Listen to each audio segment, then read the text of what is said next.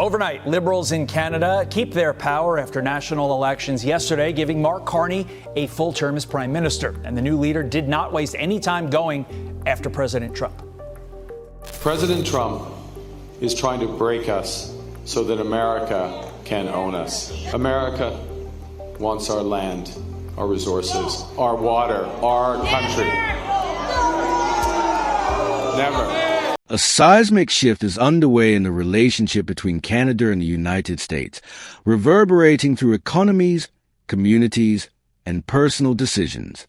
Canadians, long seen as steadfast neighbors and enthusiastic visitors to the U.S., are pulling back in unprecedented numbers. The catalyst? A combination of new U.S. tariffs, political rhetoric, and a growing sense of being undervalued. The result is a burgeoning boycott of U.S. travel and spending, with Canadian Airlines slashing flights, businesses reporting steep declines, and entire communities feeling the sting of an economic downturn. This phenomenon, backed by complex data and personal stories, underscores a fracture in what was once a deeply integrated partnership. The turning point came earlier this year when the White House confirmed a 25% tariff on Canadian imports, set to take effect on a Tuesday in 2025. This move, reminiscent of Trump-era trade politics, reignited frustrations that have been simmering among Canadians. The tariffs, combined with inflammatory rhetoric, such as taunts about Canada being treated as a 51st state, felt like a personal affront to many. Canada, a nation that has long contributed significantly to the U.S. economy through tourism and trade, began to feel taken for granted.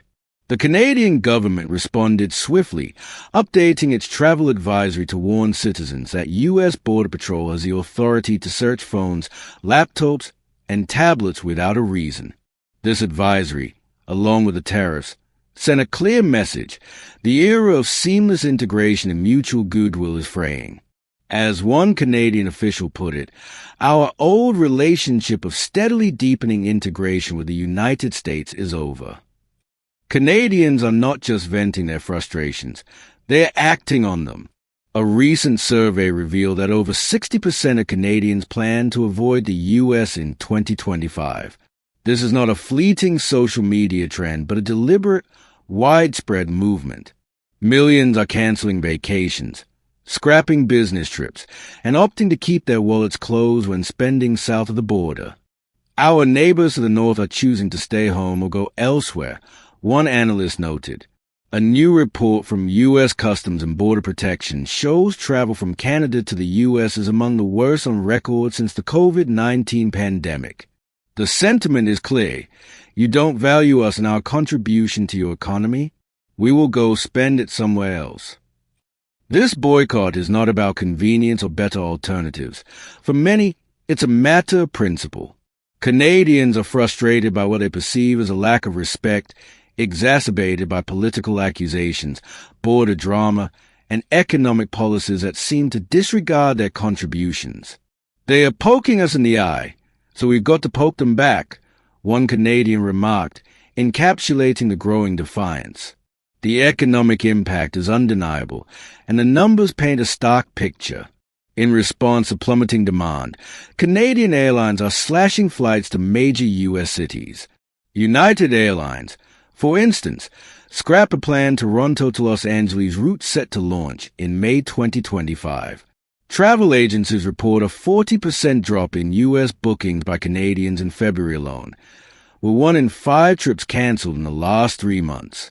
Travel agents are receiving a flood of cancellation emails, many explicitly citing U.S. policies and political rhetoric as the reason, an industry insider said. Land travel, once a bright spot, has also taken a nosedive.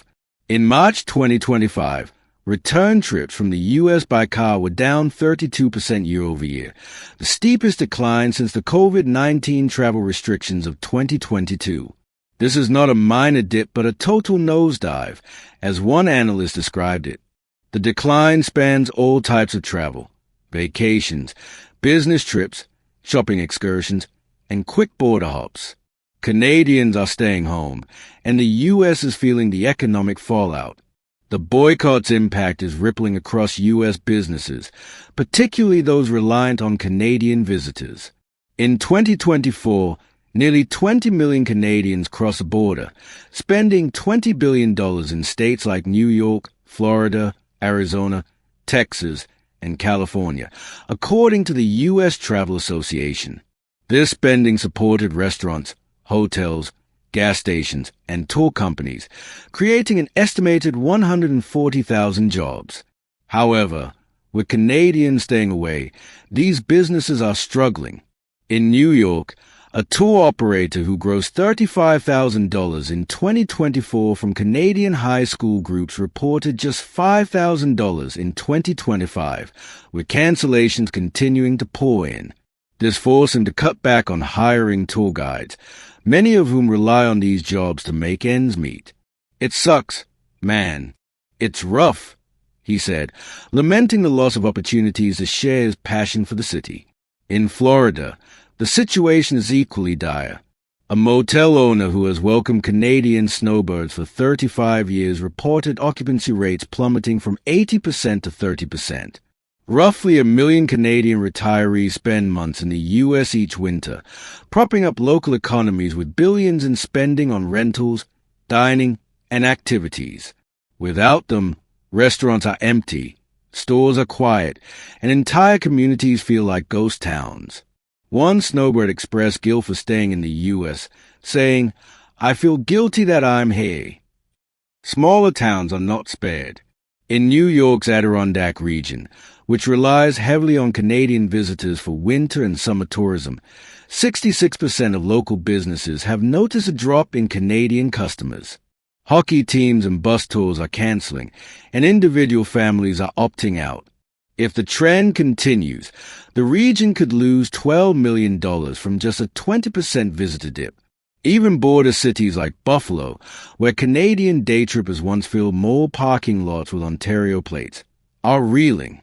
Sales tax revenue in the Buffalo-Niagara region dropped 7% in February 2025, directly tied to fewer Canadian shoppers. This lost revenue affects funding for fire departments, police, and other local services, underscoring the broader implications of the boycott. The timing of this boycott is particularly painful, as it coincides with the lead-up to the summer season when Canadian dollars typically pour into the U.S. economy. A projected 20% drop in Canadian visitors, equating to 4 million fewer people, could cost the U.S. $4.3 billion in lost revenue, including $200 million in sales tax alone. This is money that local budgets, already stretched thin, cannot easily replace. Canadians are voting with their wallets, sending a message that resonates beyond economics. Why should we keep fueling their economy when they are slapping tariffs on us, mocking us in speeches, and treating Canada like some disposable sidekick? One Canadian asked. The boycott is not just about money. It's about dignity, respect, and a demand for a relationship built on mutual appreciation. The boycott reflects a deeper unraveling of trust between the two nations. The U.S. and Canada once enjoyed deepening integration, with robust cross-border trade, tourism, and cooperation. But recent developments, tariffs, border policies, and inflammatory rhetoric have shaken that foundation.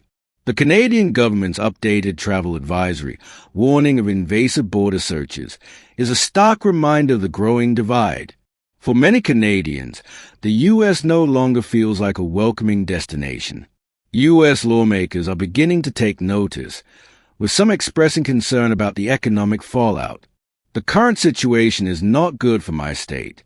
We need to bring the Canadians back, one lawmaker said. However, reversing the trend will not be easy. This is not just about one tariff or policy. It's about a relationship that has been steadily eroding, an analyst noted. Restoring goodwill will require more than economic incentives. It will demand a renewed commitment to mutual respect.